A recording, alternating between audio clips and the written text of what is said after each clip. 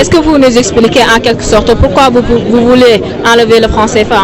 On veut, c'est pas seulement le franc CFA, c'est les bases militaires, c'est pas seulement le franc CFA, c'est les entreprises totales, c'est pas seulement le franc CFA, c'est la France-Afrique en général. On veut enlever tout ça parce que, madame, je pense que vous qui me posez la question, vous pensez comme moi que nous sommes des humains à part entière. Cheikh Anta a même prouvé qu'on était plus humain, par plus humain, ce n'est pas un acte de racisme, mais par plus humain, je vais dire, premier dans l'humanité. On est les premiers en tout.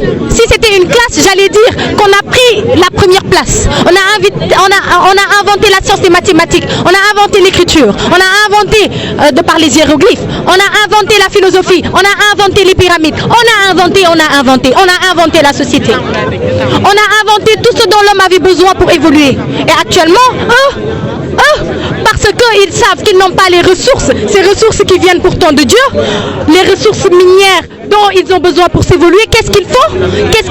Ils viennent nous retirer ce qui nous revient de droit. Ce qu'on ne peut pas accepter. On ne peut pas continuer à accepter d'être colonisé. Nos ancêtres n'avaient pas le droit à la parole. Moi aujourd'hui, je peux me mettre devant 1000 personnes et dire ce que je pense. Nos ancêtres avaient le droit de se taire et de travailler dans les plantations.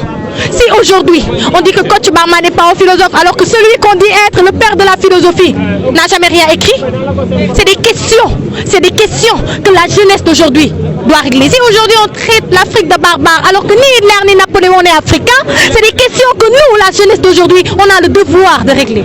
Raison pour laquelle on ne peut pas rester chez nous, on ne peut pas rester à manger et à boire comme ils le veulent, nègre, ventre plein, nègre content, non. Libération accomplie, nègre d'aujourd'hui content. Si vous avez un message à passer aux Africains en général et Sénégalais en particulier, ce serait quoi? Ce serait d'abord de leur dire qu'ils ne sont pas en train de trahir leur mission et ça se voit. De leur dire qu'on sent jusqu'ici les vibrations de Bamako, les vibrations du Congo, les vibrations de Brazzaville. Oui, on les sent jusqu'ici. De leur dire que cette terre-mère-là, pour laquelle ils se battent, en vaut la peine. Parce que cette terre-mère-là nous a donné là où habiter. Cette terre-mère-là ne nous a pas seulement donné le droit à la vie, mais a donné à toute l'humanité ce droit-là d'exister. Nous sommes contents de ces gens-là. À ceux qui pensent que des manifestations ont échoué parce qu'ils sont 20 ou 30 personnes, nous on en a réuni près de 300 un peu partout dans le monde. 300 un peu partout dans le monde, ça fait des millions d'Africains qui se lèvent pour dire non, qui se lèvent pour dire ça suffit, qui se lèvent pour dire à bas l'impérialisme. Et ce n'est pas seulement des dires, comme je le dis. Ce n'est pas une révolte qui se prépare, madame, non. C'est une révolution à grande échelle qui se prépare. Et on a les armes pour mettre fin à cette France-Afrique qu'on est en train d'exploiter. Me tuer moi ou tuer le président de l'ONG, Kémy Séba, ne changera rien.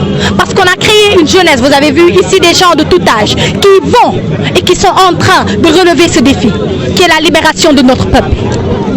Ndeye Babel Sos. Merci. Ndeye Babel.